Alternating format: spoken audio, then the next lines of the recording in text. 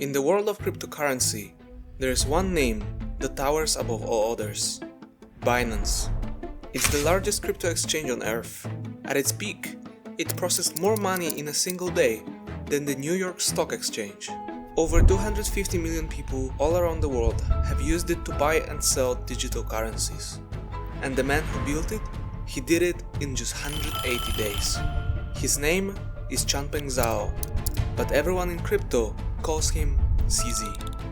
Today, CZ is worth nearly $90 billion, making him one of the richest people who has ever lived.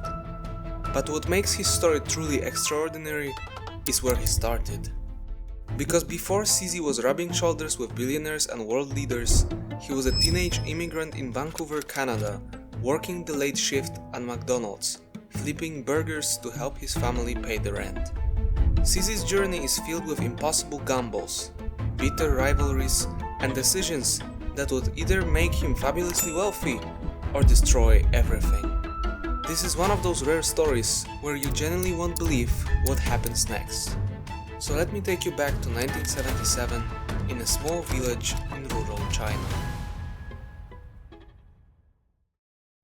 Changpeng Zhao was born in 1977 in Jiangsu province, a rural corner of China where schools were scarce and life was hard. His classroom had no heating, which made the winter months of learning almost unbearable. There was no running water and no electricity, just fields and poverty, and the constant presence of the Communist Party watching over everything. CZ's parents were both educators. His father, Zhao Shenkai, was a university professor, a quiet man who his colleagues described as a bookworm, the kind of person who lived for knowledge, who kept studying even when the world around him was falling apart. But in 1970s China, being an intellectual wasn't something to be proud of. It was dangerous.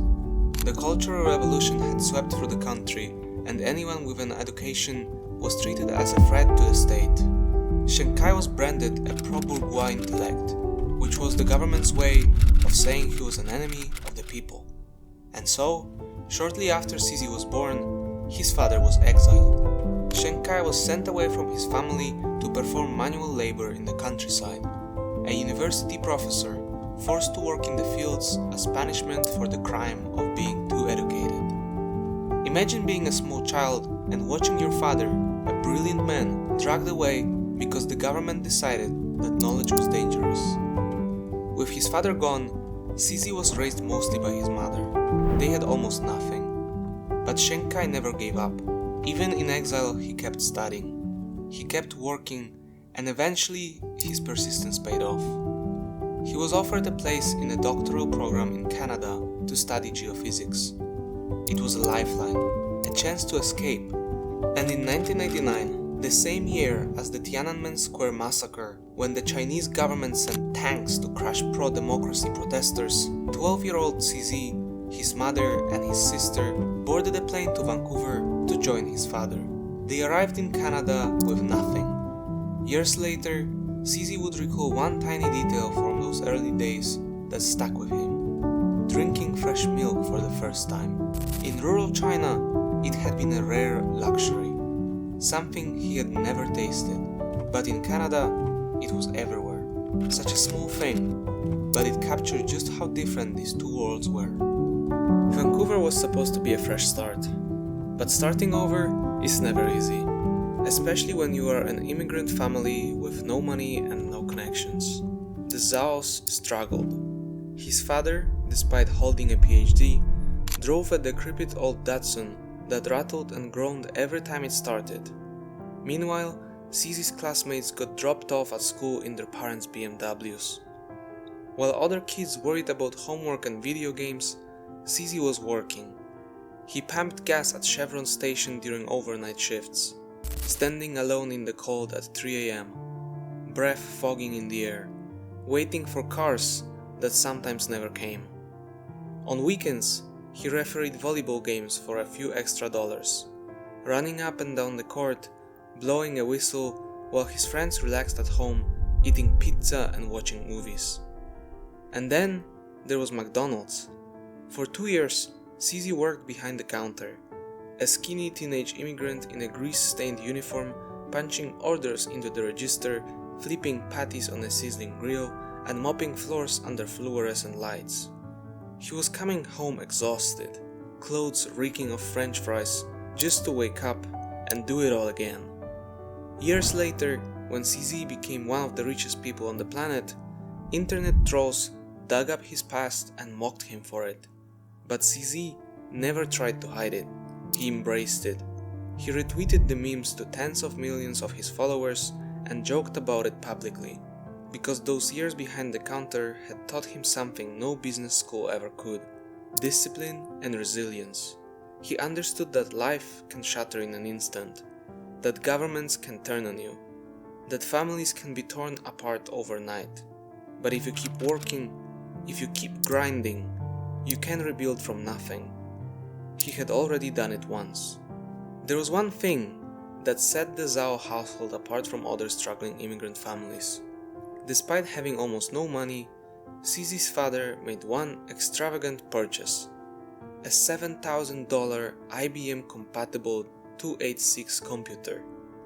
$7,000. A staggering sum at the time, especially for a family that could barely afford rent. But Senkai wasn't just buying a machine, he was planting a seed. He used it for his research, but more importantly, he used it to teach his son. Night after night, father and son sat side by side in front of that glowing screen. Senkai showed CZ how to write code, how to think in logic, how to build something from nothing but keystrokes and patience. Those late nights in front of that computer would eventually power the trading systems that made Binance possible. Every algorithm, every millisecond of speed, it all traced back to a father passing knowledge to his son in a cramped apartment in Vancouver. But there was something else about the relationship, something more complicated. Senkai was brilliant, but he was also remote, a man consumed by his work. CZ played volleyball in high school. He was good, really good, good enough to make team captain. He played games every week. His teammates' parents showed up to watch their every game. But CZ's father never came. Not once. Not a single game. Years later, when CZ talked about this, the absence still seemed to sting. A wound that never quite healed. Around this time, CZ picked up a book that would reshape how he saw the world, Rich Dad, Poor Dad by Robert Kiyosaki. The message was simple. Working a stable job for someone else would never build real wealth. The system was designed to keep employees comfortable, but never rich. If you wanted to escape, you had to build something of your own. CZ thought about his father, a genius, a man who had survived exile and clawed his way to a PhD in a foreign country. A man who still drove that rattling Datsun, while younger, less smart men cruised past in BMWs. His father had done everything right, followed the rules, worked hard, earned his degrees, and this was where it got him. CZ decided he wanted a different path. At school, he threw himself into computers and math with an intensity that surprised his teachers. He competed in national competitions across Canada, and then he got into McGill University in Montreal to study computer science. But even at this point, nobody could have predicted where CZ's life was about to go. Not his parents, not his teachers, not even CZ himself. Because his entire future would change because of a conversation at a poker game. After graduating from McGill, CZ's career took off fast. He landed an internship at the Tokyo Stock Exchange, writing software that matched trade orders in milliseconds. He was so good that they offered him a full-time job before he had even finished his degree. By 2001, he was at Bloomberg, building trading systems for Wall Street. He spent 4 years there, eventually becoming head of tradebook futures development. His job was to create the kind of high-frequency trading software that could move billions of dollars in the blink of an eye. It was good work, stable, well paid. But in 2005, CZ made a decision that surprised everyone who knew him. He moved back to China, specifically to Shanghai, where he founded a company called Fusion Systems. It built lightning-fast trading platforms for stockbrokers, and his clients included some of the biggest names in finance, the likes of Goldman Sachs, Credit Suisse, and Deutsche Bank. For 8 years, CZ ran this business. He bought an apartment in Shanghai, made good money, and built a comfortable life. Then, in 2013, everything changed, and it all started with a poker game. CZ was playing cards with friends in Shanghai. Around the table sat some of the most connected people in China's emerging tech scene, including Bobby Lee, the CEO of BTC China, one of the first Bitcoin exchanges in the world. At some point during the evening, Bobby leaned over to CZ and said something that would alter the course of his life. You should put 10% of your entire net worth into Bitcoin. CZ was shocked at first. He heard of Bitcoin before, but never really got into it much. But he trusted Bobby, and Bobby believed Bitcoin is the future of money. He also explained his logic. If Bitcoin went to zero, CZ would only lose 10%. But if it went up 10 times as Bobby believed it would, the 10% would double CZ's entire wealth. Most people would have nodded politely, maybe even bought a few $100s worth just to say they had tried it, then moved on with their lives. But CZ wasn't most people. He went home that night and started researching. He read the Bitcoin white paper, the original document that laid out how the technology worked.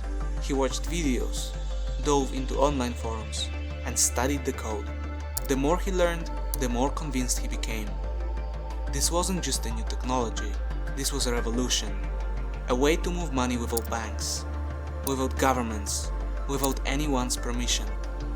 And so, CZ didn't put 10% in. He went all in. He sold his apartment in Shanghai, liquidated everything he had, every stock, every investment, every safety net, and he put it all into Bitcoin. At the time, Bitcoin was trading at around $600. His family thought he had lost his mind. They were angry and frightened for him. This wasn't investing, this was gambling. And at first, it looked like they were right. Almost immediately after CZ bought in, Bitcoin crashed. It plummeted below $400, then below $300, then all the way down to $200. CZ had just sold his apartment and his investment had lost 2/3 of its value.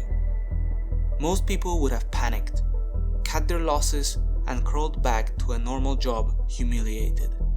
But he didn't panic. He didn't sell. He held.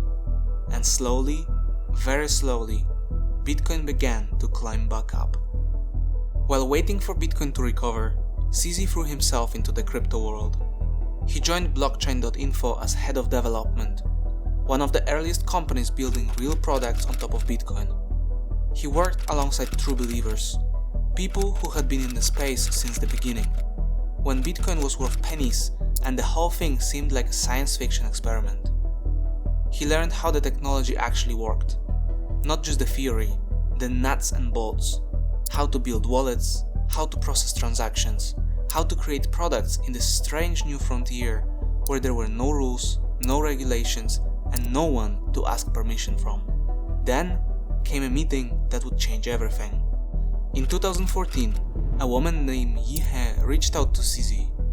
She was helping build a cryptocurrency exchange called OKCoin, one of the biggest in China, and she wanted him to be their chief technology officer. CZ accepted. Yi He would become far more than a business colleague though. Over time, the two of them became life partners, eventually raising 3 children together while building one of the most powerful companies in crypto history. But at OKCoin, things got complicated. CZ had ideas about how exchanges should work, ideas that nobody else seemed to understand. He clashed with the founder over the direction of the company, the relationship soured, and eventually CZ walked away. Most people would have seen this as a setback. CZ saw it as an education. He had now spent years inside the crypto industry. He understood exactly how they functioned.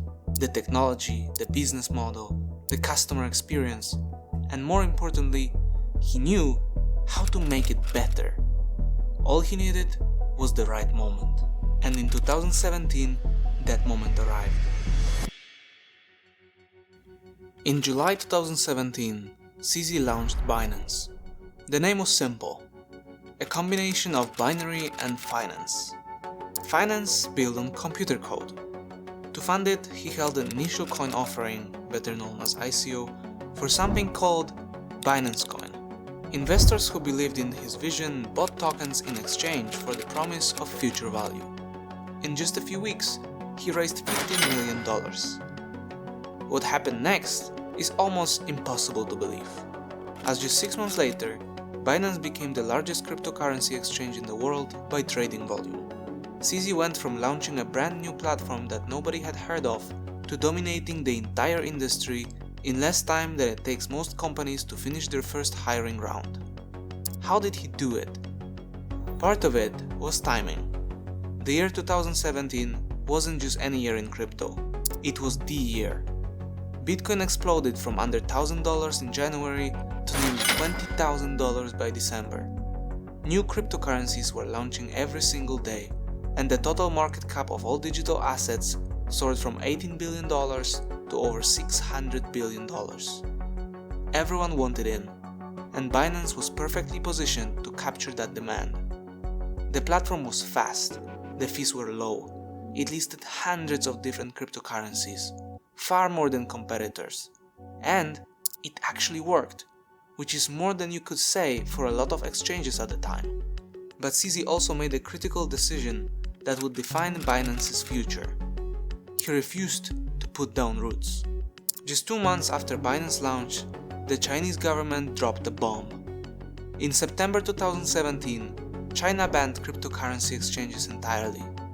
Every platform operating in the country had to shut down immediately. For CZ's competitors like Huobi and OKCoin, this was a catastrophe. They were headquartered in China. They had offices, employees, servers, all sitting in a country that had just made the entire business illegal. They scrambled to relocate, bleeding customers and money with every passing day. But CZ made a crucial decision just months earlier. Upon hearing rumors about the ban, he moved operations to Japan. The growth was so explosive that Binance couldn't even find proper office space. They were expanding faster than any landlord would believe. So, they crammed into whatever space they could find. Workstations packed next to each other, people typing away in hallways. "We have desks right outside the toilet," CZ announced almost proudly. It didn't matter, they were winning. Then, Japan's regulators started asking uncomfortable questions. So, CZ moved to Malta, then Singapore, then nowhere. Binance adopted what CZ called a not headquarters model. No fixed address, no central office, just teams scattered across the globe, working from laptops and co-working spaces, operating in whatever jurisdiction was most favorable at any given moment. When regulations in one country got aggressive, Binance would shift operations elsewhere, like water finding cracks in a wall. CZ famously said that his company didn't need a headquarters because Bitcoin doesn't have an office. It was brilliant, it was audacious, and it drove regulators absolutely insane. Meanwhile, as Chinese exchanges scrambled to comply with the new rules, their customers needed somewhere else to trade, and Binance was right there waiting for them. The exodus from China's shuttered exchanges flooded into Binance. What had been the world's fastest growing platform now had virtually no competition. By January 2018, just 6 months after the launch, Binance had over 7 million users, and CZ, the former McDonald's worker, was now worth over $1 billion. Hey champs, if you're enjoying this story, you should definitely hit this like and bell button to get notified about my future uploads. Believe me, there are some great stories coming very soon, and you don't want to miss them. Anyway, let's go back to it. A few months after Binance launched, CZ stood on stage at a Forbes conference in Singapore. He rolled up his sleeve and revealed a fresh tattoo on his right forearm. The Binance logo. It was his first tattoo, He had never thought of himself as a tattoo guy, but he wanted to send a message. "There are some people who are uncertain about the future of this industry," he said. "I'm very certain. We are here to stay. A tattoo is forever," and CZ was betting his body that Binance would be too. But in the world of crypto, there's always someone coming for the throne, and CZ was about to meet his greatest rival. His name was Sam Bankman-Fried. SBF, as everyone called him, was everything CZ wasn't. American, MIT educated, connected to powerful politicians in Washington. He wore cargo shorts and t-shirts to meeting with senators and constantly talked about effective altruism. The idea that he was only making money so he could give it all away to charity. The media loved him. Forbes put him on covers. The New York Times profiled him as a visionary. He testified before Congress, explaining cryptocurrency to the gray-haired lawmakers who could barely operate their smartphones. He was the good face of crypto, the one who was going to bring the industry into the mainstream, make it respectable, make it safe. The irony is that CZ actually helped make SBF who he was. In 2019, Binance invested in SBF's new exchange, FTX, acquiring around 20% of the company. At the time, it seemed like a smart bet on a promising newcomer. But as FTX grew, so did the tension between the two men. SBF had started flying to Washington DC to lobby politicians, and word started getting back to CZ that SBF was bad-mouthing Binance in those meetings, telling regulators that FTX was the responsible exchange while painting Binance as reckless and dangerous. CZ did not appreciate this. The relationship soured, and in 2021, SBF decided to buy out Binance's stake in FTX. The negotiations, by all accounts, were brutal. CZ demanded $2.2 billion for his shares, a massive premium over what he had originally invested. And then, at the very last minute, just before the deal was about to close, CZ demanded an additional $75 million. SBF paid it as he just wanted CZ gone. But there was one more detail that would come back to haunt SBF later. As part of the buyout, CZ took a significant portion of the payment in FTT tokens, FTX's own cryptocurrency. So CZ was now sitting on over $500 million worth of FTT, and eventually he would use every last dollar of it to destroy his rival. For months, CZ waited. He held over $500 million worth of FTT tokens. It was a strange position to be in, owning a massive stake in your rival's success. But CZ wasn't holding FTT because he believed in it. He was holding it like a loaded weapon. And in November 2022, he found his opportunity to pull the trigger. It started with an article. A reporter at CoinDesk had gotten his hands on internal documents from Alameda Research, the trading firm that SBF ran alongside FTX. What he found was alarming. Alameda's balance sheet was built on sand. A huge portion of the firm's assets consisted of FTT tokens, the same cryptocurrency that SBF himself had created. In other words, Alameda's wealth was largely made up of a token that only had value because people believed in FTX. If that belief ever cracked, the whole thing would collapse like a house of cards. CZ read the article, and on November 6, 2022, he posted a tweet that would detonate like a bomb across the entire crypto industry. Due to recent revelations that have come to light, we have decided to liquidate any remaining FTT on our books. That's all it took. Binance was dumping its entire FTT position, over $500 million worth, onto the open market, all at once. The message was unmistakable. The largest crypto exchange in the world no longer trusted FTX, and if CZ didn't trust them, why should anyone else? Within hours, FTT's price began to crater, and then came the real problem. FTX customers rushed to withdraw their money. The panic spread like wildfire through Twitter, Discord, and group chats around the world. $6 billion in withdrawal requests hit FTX in just 72 hours. On a normal day, the exchange processed tens of millions. Now, they were drowning in billions. And as it turned out, they didn't have the money. Because SBF, as the world was about to discover, had been doing something unforgivable. For months, possibly years, he had been quietly taking customer deposits and funneling them to Alameda Research to cover risky trades and bad bets. The money that people thought was safely sitting in their FTX accounts had been gambled away. $8 billion. Gone. SBF was desperate. He reached out to CZ directly, practically begging him for help. And for one brief, surreal moment, it looked like CZ might actually do it. Binance announced it had signed a letter of intent to acquire FTX, a rescue deal. The crypto world held its breath. Maybe, just maybe this could all be salvaged. But less than 24 hours later, CZ pulled out. After looking at FTX's books, he sent SBF a short message via the encrypted app Signal. "Sam, I'm sorry, but we won't be able to continue this deal. Way too many issues. CZ." Just like that, it was over. FTX filed for bankruptcy on November 11, 2022.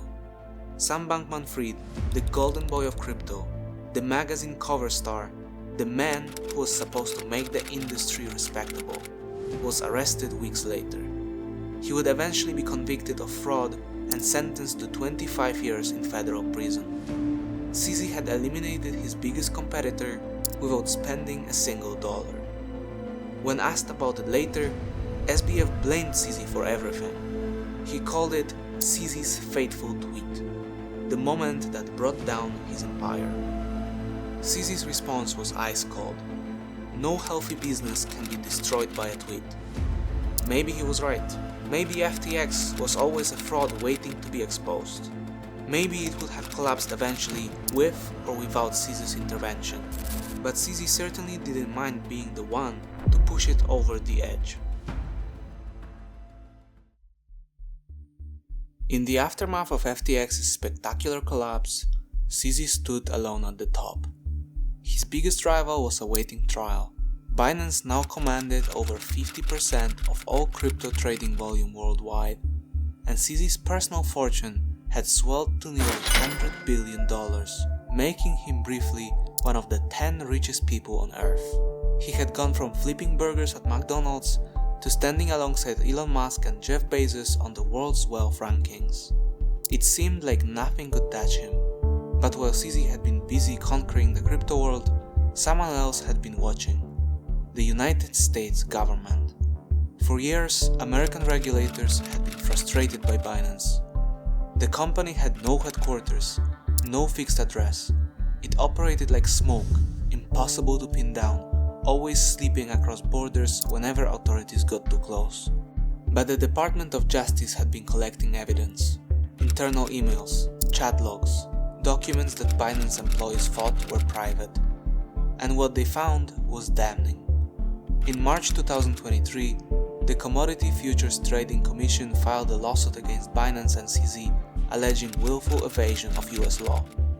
3 months later, the Securities and Exchange Commission piled on with 13 more charges.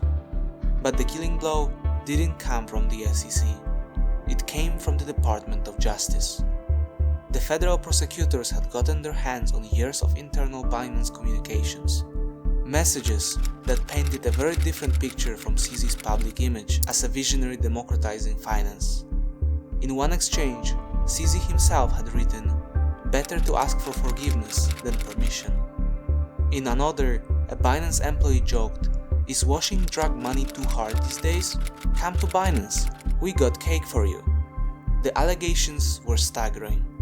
Prosecutors claimed that Binance had knowingly processed transactions for Hamas, for drug cartels, for sanctioned individuals in Iran and Russia. They said CZ had deliberately avoided implementing proper anti-money laundering controls, not because he couldn't afford them, but because compliance would have slowed down growth. Speed over safety, volume over vigilance. It had made CZ the richest man in crypto, but now it was about to cost him everything he had built. On November 21, 2023, Changpeng Zhao walked into a federal courtroom in Seattle. He stood before the judge, and he pleaded guilty.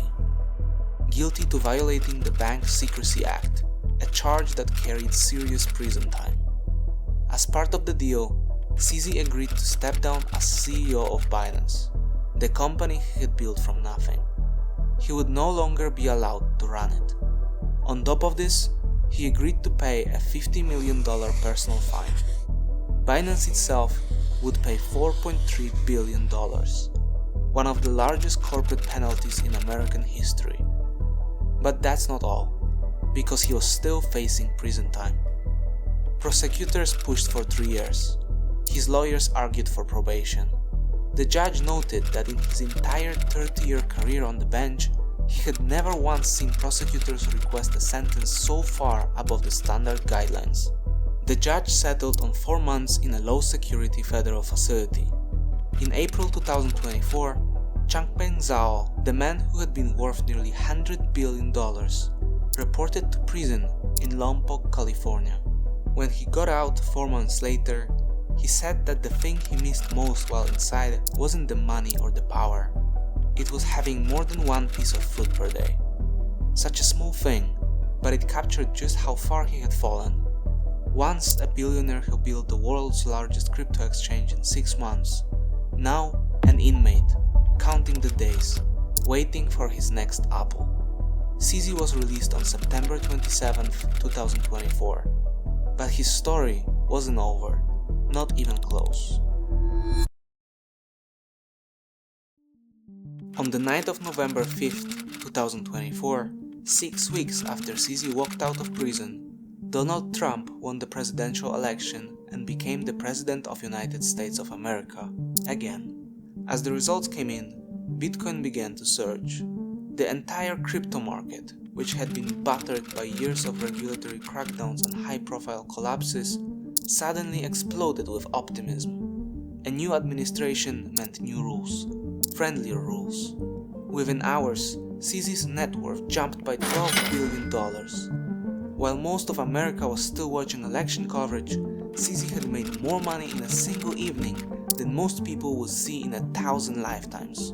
He was still a convicted felon, still banned from running Binance, still technically on the wrong side of the law.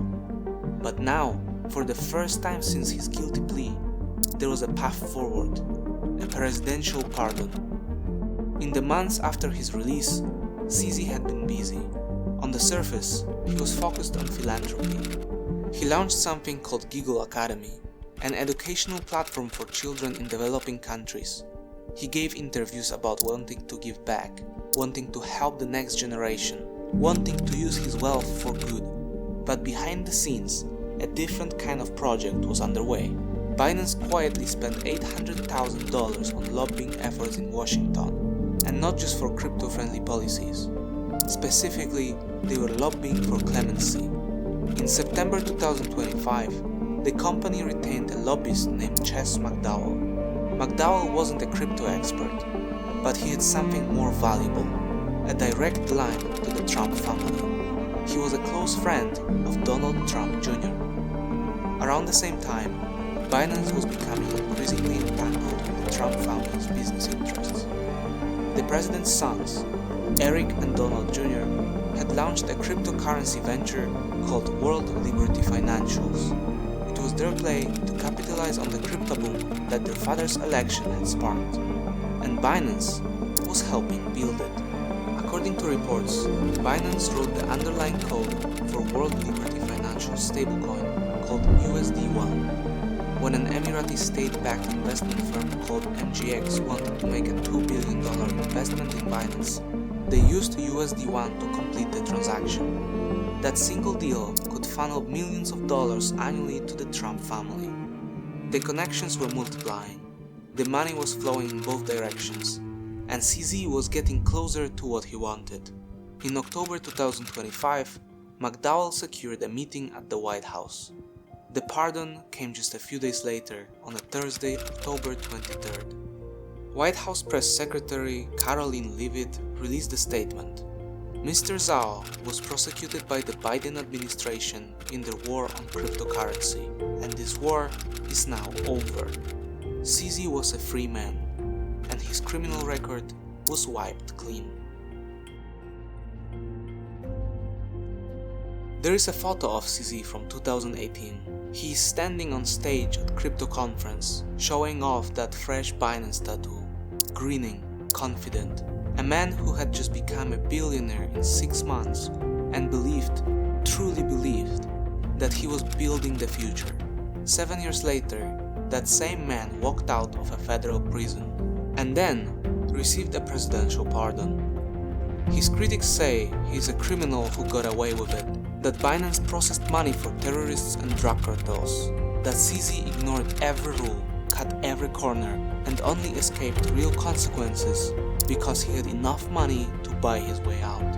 His defenders say he's a visionary who gave hundreds of millions of people access to a financial system that had always locked them out, that the government went after him not because he broke the law, but because he threatened the old order.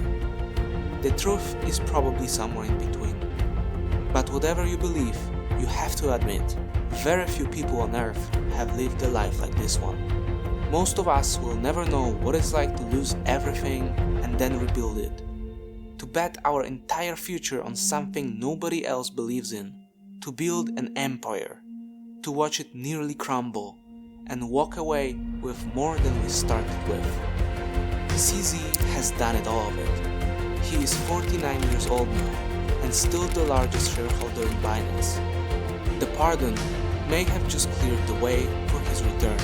And if his past is any indication, he is only getting started.